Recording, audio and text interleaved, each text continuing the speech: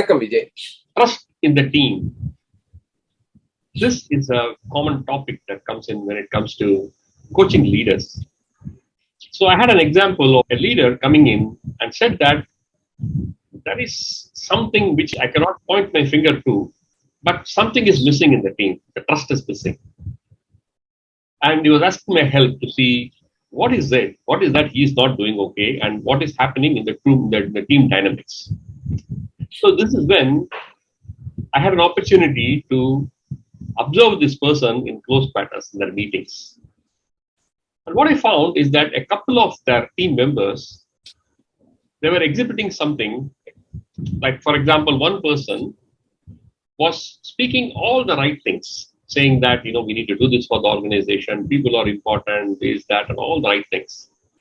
At the same time, the eyes were shifting quite a bit. The other person was also talking about huge emphasis on respect to the people and how people are important and things like that.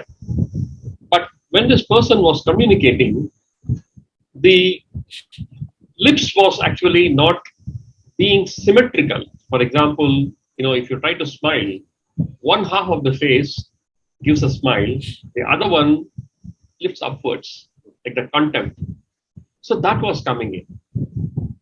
So after at the meeting, I was telling this leader, saying that, probably what we are really looking at is that there is a lack of coherence in the way that what you are hearing versus what you are observing. The leader was not able to connect initially, but the moment we had this conversation, the bulb went on for him.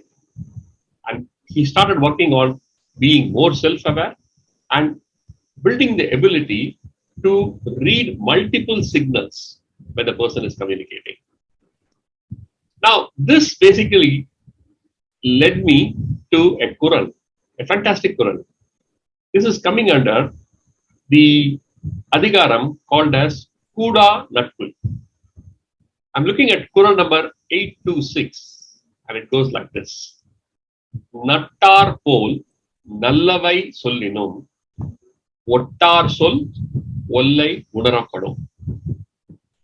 So what this means is that when you have a person who speaks in a very nice way, in a very sweet way, a wise person, particularly a king or a leader, would be able to see beneath that sweet talking and spot the bad intention.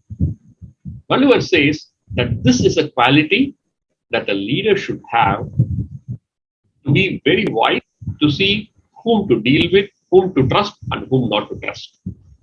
What comes to your mind, Prabha? Wow, thank you very much, Vijay.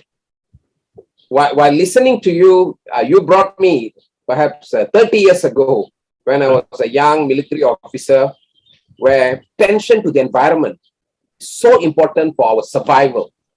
Enemies can come in many forms and they are well camouflaged. Yeah. As such, being observant, listening with details is so important. And I like when you mention about the coherence.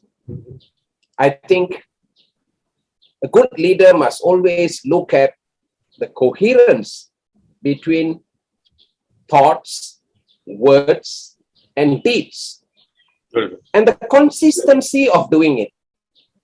And I think a wise leader will be able to detect whether it's a merely surface level to take advantage or backstabbing, or is it genuine, authentic.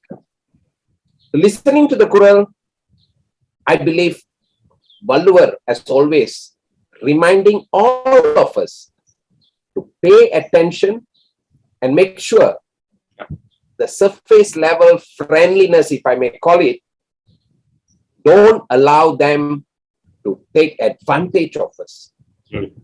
And this Kural is such a good reminder for all of us, Vijay. Thank you very much. Perfect. Thank you very much, Prabha.